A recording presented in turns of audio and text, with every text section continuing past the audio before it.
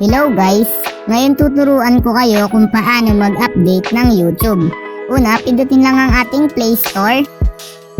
Ayan. Then kapag nandito na tayo sa ating Play Store, kung mapapansin nyo sa baba yung search, eto siya, pindutin lang natin yung search. Ayan, then makikita nyo naman sa taas yung nakasulat na search apps, pindutin lang natin yun. Then, i-type lang natin dito is YouTube. Then ayan, lalabas na yung YouTube. Kung mapapansin nyo, itong YouTube pindutin lang natin. Then ayan, kung mapapansin nyo ang nakasulat dito is update. Ito, pindutin lang natin itong update. Ayan, pindutin lang natin yung update dito. Ito. Ayan, then kapag napindot nyo na, wait na lang natin mag-update si YouTube. Ayan. Kapag 100% na, it means okay na. Na-update na siya.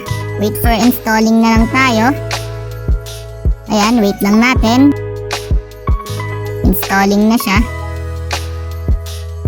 Ayun, dito nyo lang naman makikita sa Play Store kapag updating si YouTube. Ayan, kung mapapansin nyo, open na yung nakasulat. It means na-update na natin si YouTube. Ayun, ganun lang kadali mag-update ng YouTube. Ayun lang, thanks for watching. Subscribe me for more videos like this. Thank you.